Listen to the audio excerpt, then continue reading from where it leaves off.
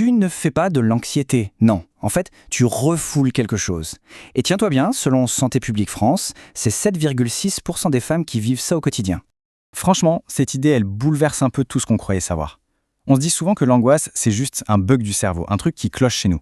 Mais pas du tout. C'est un signal. Si tu ressens cette boule au ventre, c'est parce qu'une info ou une émotion est maintenue de force dans l'ombre.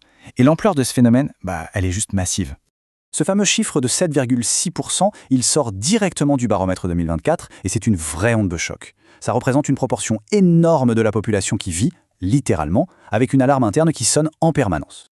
Et si on regarde de plus près, on est à 7,6% chez les femmes contre 4,8% chez les hommes. Mais au sens large, si on prend tous les troubles anxieux, on monte à 16% des adultes. Donc tu vois, ce n'est pas juste dans la tête. C'est une vraie réalité clinique très concrète et qui touche absolument toutes les strates de la société. Alors, comment on explique tout ça? Eh bien, replongeons un instant dans les travaux de Freud, et plus particulièrement sur ce concept d'angoisse signal. Il faut vraiment faire la différence entre deux choses. D'un côté, la peur. La peur, elle, a un objet précis. Face à un chien agressif dans la rue, le danger est clair. Mais de l'autre côté, on a l'angoisse. Elle surgit un peu de nulle part, sans objet apparent.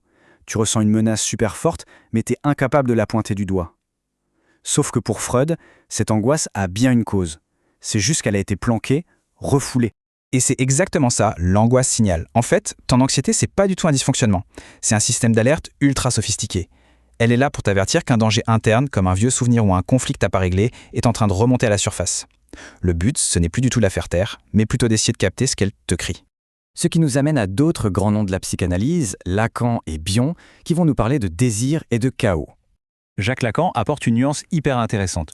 Pour lui, l'angoisse débarque quand tu crains de devenir l'objet du regard de l'autre.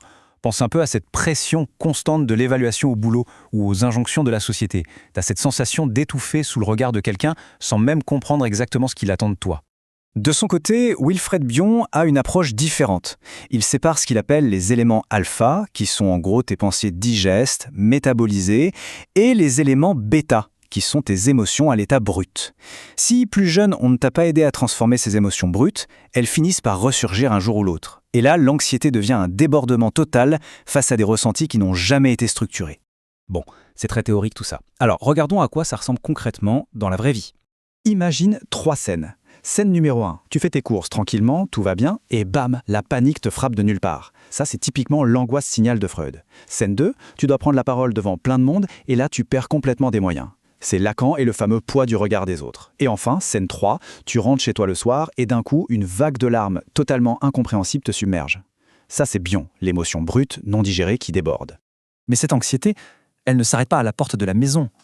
Elle nous suit aussi au travail, où elle est souvent le symptôme d'un problème d'organisation.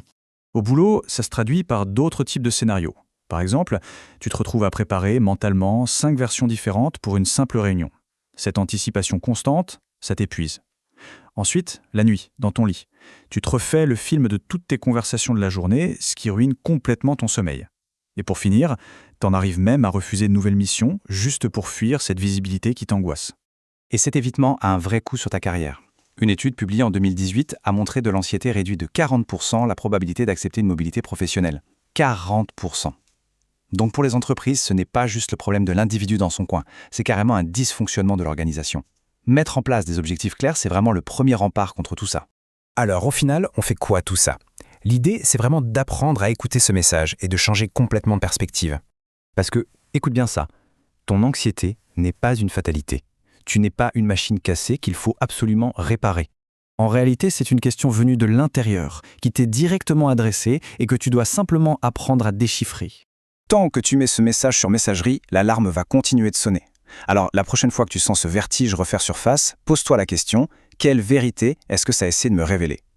Et si ton anxiété n'était pas un ennemi, mais plutôt une vérité qui cherche juste à se faire entendre? D'ailleurs, comment tu interprètes tes propres signaux, toi? On en discute dans les commentaires.